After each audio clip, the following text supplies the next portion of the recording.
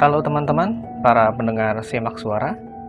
Ini adalah kelanjutan dari kisah Lady Diana, di mana mengambil sudut pandang dari Ervina atau adik bungsunya Lady Diana. Ini adalah part terakhir dari POV Ervina. Selamat mendengarkan. Setelah mengunjungi Babe, Bapak pulang membawa air doa yang Babe berikan. Air itu rutin diminumkan. Keadaan mulai membaik dan Vina pun tak lagi melihat sosok itu. Namun gangguan mulai berlanjut lagi saat Bapak pulang kampung. Karena Vina ini memang susah diatur soal main dan yang dia takuti cuma Bapak. Sehingga omelan mama dan kakak-kakaknya tak membuat jerah sedikit pun. Jadi saat maghrib, kadang dia masih main entah di mana. Padahal saat ada Bapak, maghrib sampai isya adalah waktunya mengaji. Dan meskipun sudah dilarang-larang, bahkan sampai dimarahi, dia masih curi-curi pergi ke dekat pembangunan proyek dengan teman-temannya itu.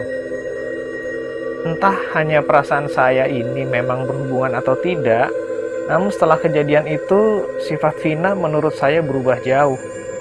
Dia jadi sangat keras kepala dan sulit sekali diatur. Dan hanya menurut saat ada Bapak saja. Akhirnya, suatu malam, badan Vina tiba-tiba menggigil dan keringat dingin. Tak lama dia menangis histeris karena si nenek rambut panjang itu datang dan berdiri di dekat kakinya. Tak ada orang lain yang bisa melihat, padahal kami di sampingnya. Dia terus menangis di pelukan mama. Kami pun mengaji di sampingnya sampai dia tenang. Nah kan, ini jadinya kalau nggak dengerin apa kata orang tua. Kenapa sholat nggak boleh ditinggalin? Terus maghrib itu jangan main di luar, tapi diam di rumah, sholat terus ngaji. Biar Vina dilindungin sama Allah. Kalau Vinanya bandel, nanti setannya bakal datang terus. Vina mau? Vina hanya menggeleng sambil sesenggukan. Makanya, mulai sekarang yang rajin sholat sama ngajinya. Lanjut mama sambil terus memeluk Vina. Saya pun tak ketinggalan ikut bicara. Terus jangan main proyek lagi. Nanti setan nyulik kamu di sana, terus dibawa sama badan-badannya. Gimana? Mau kamu hilang di bawah setan? Anak yang diculik oleh gombel aja belum tentu balik, apalagi diculik setan begituan. Nanti kamu dipenjarain sama rajanya, terus dijadiin budak di sana, disiksa-siksa. Kataku dengan nada-nada menakuti, karena sudah gemas rasanya melihat kenakalan dia ini. Alhasil dapat cubitan lah dia di paha ditambah pelototan mama ke saya. Saya sih cuma nyengir-nyengir aja. Gangguan itu memang tak sepenuhnya hilang. Vina masih sering melihat si nenek, namun dengan jarak yang cukup jauh dan tak bisa mendekat.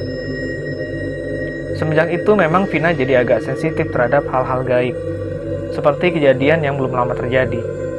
Saat itu, Vina sudah lulus SD dan baru saja memasuki SMP. Namun, hobi ngelayapnya tak kunjung hilang. Saat itu, Vina lagi asik bercanda di depan kontrakan saya bareng anak tetangga yang belum tidur. Lalu mama keluar toko dan memanggil Vina. Vina, pulang. Belum sholat isya kamu. Udah disuruh dari tadi, udah jam 10 malam begini, masih belum sholat juga. Mama mulai mengomel. Iya. Vina menjawab sambil ngedumel.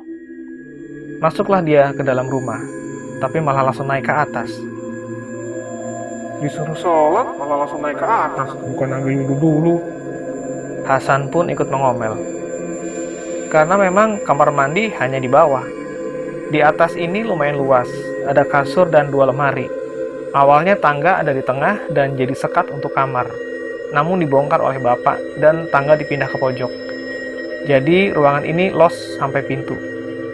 Di depan pintu ada balkon selebar 1 meter sebagai tempat menjemur pakaian.